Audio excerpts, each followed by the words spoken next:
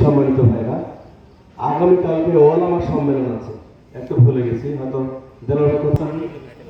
দিন প্রতিষ্ঠানের পক্ষে দিক প্রকাশ, সত্য ন্যায় প্রতিষ্ঠার দিক পক্ষে দিক প্রকাশ, একটি ন্যায় ইনসাফ ভিত্তিক সমাজ রাষ্ট্র গড়ার পক্ষে দিক প্রকাশ, স্বাধীনতা সার্বভৌমত্ব মানুষের সংগঠন বাংলাদেশ জামাত ইসলামী জগন্নাথপুর ইউনিয়নের 29 মাইলের 29 মাইল কর্তৃক আয়োজিত আজকের এই বিশাল নির্বাচনী সভা, আমি উঠান বৈঠক বলবো না, উঠান বৈঠকের মধ্যে সীমাবদ্ধ থাকেনি, এটা একটা জনসভায় পরিণত হয়েছে, নির্বাচনী সভায় পরিণত হয়েছে।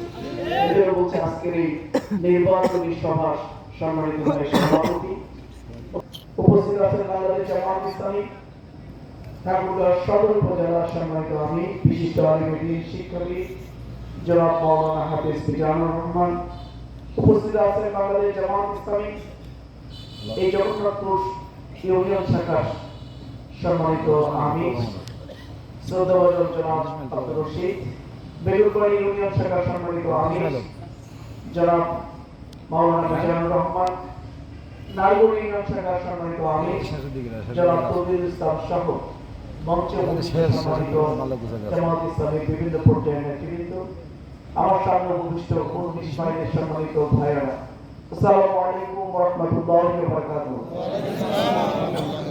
আল্লাহ পাকের দরবারে শুকরিয়া আদায় করছি যে মহান রব্বুল আলামিন আমাদের সুস্থতার চাদরে আবৃত করে আজকে এটা সম্ভবত সেন্টার মাঠ, তাই না?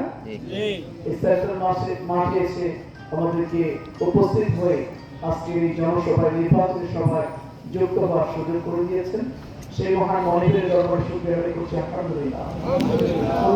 পেশ করছি মানবতার মুক্তি দূর আকরাম মুহাম্মদ সাল্লাল্লাহু আলাইহি ওয়াসাল্লামের দরবারে এবং সমস্ত শহীদ ভাইদের সমাজের সর্বোচ্চ মর্যাদা প্রদান করছি।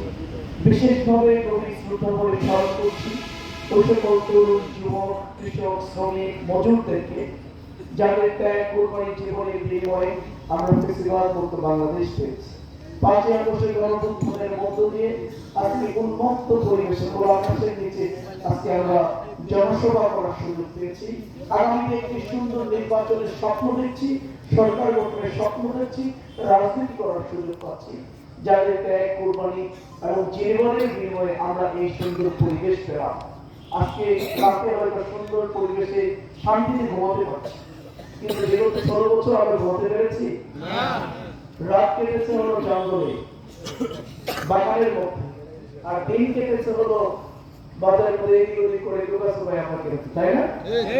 আল্লাহ মেহরবানি করে দয়া করে এই সকল তরুণ যুবকদের ত্যাগের জন্য আমাদেরকে এমন একটি সুন্দর পরিবেশ দিয়েছেন। আলহামদুলিল্লাহ, আজকে আমরা শান্তিতে ঘুমাতে পারছি, ব্যবসা করতে পারছি, বাণিজ্য করতে পারছি, আমরা ফ্যামিলি নিয়ে পরিবার নিয়ে আমরা থাকার সুযোগ পেয়েছি। যাদের ত্যাগের বিনিময়ে পেলাম তাদের জন্য দোয়া করে আল্লাহ তাদের অবদানকে কবুল করুন, এরকম জায়গা তাদেরকে দান করুন। সম্মানিত ভাইরা, আল্লাহ রাসূল সাল্লাল্লাহু আলাইহি ওয়াসাল্লাম মদিনায় একটা মসজিদের তিনি ইমাম ছিলেন, তাই না? সেই মসজিদের নাম কি ভাই? মসজিদে নববী।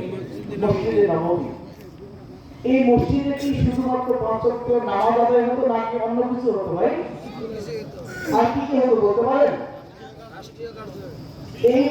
এই মসজিদে নববী যেভাবে নামাজের জায়গা ছিল, এই মসজিদে নববী তেমনি আল্লাহ রাসূলের সময় বিশ্ববিদ্যালয় ছিল।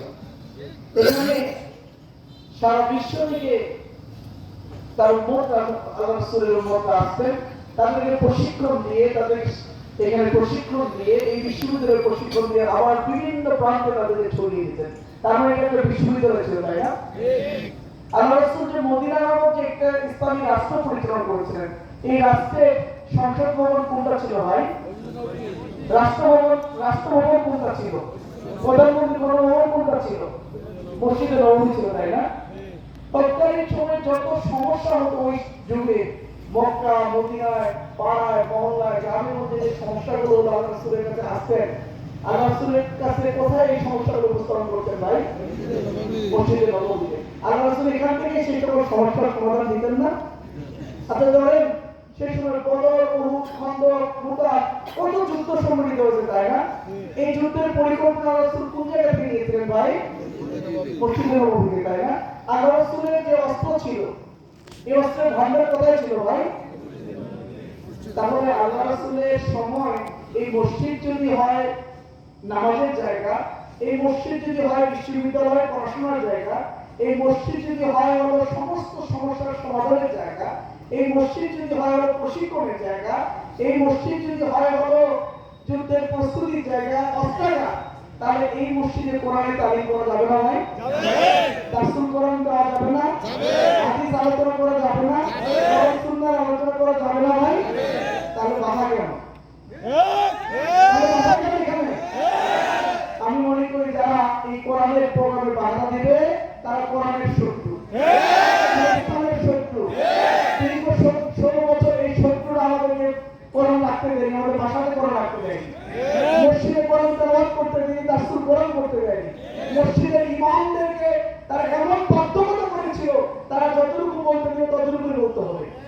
16 বছর ইমাম আমাদেরকে তারা নির্যাতন করেছে, জুলুম চালিয়েছে, 5 ওয়াক্ত নামাজ আদায়কারী পাকা মুসলমানদেরকে তারা নির্যাতন করেছে, জেলখানা দিয়েছে। তাদের যুগ শেষ, এখন আরেকটা যুগে এসেছি। আমরা ভেবেছিলাম ওই যুগে আর ফিরে যাব না আমরা, কিন্তু 1 বছরের মধ্যে আবার দেখছি সেই যুগে কিছু সিম্পটম পাওয়া যাচ্ছে। আমার মনে হয় তারা যদি আল্লাহ মাফ করুক, এটা হাতে আল্লাহ হেফাজত করুন আমাদের।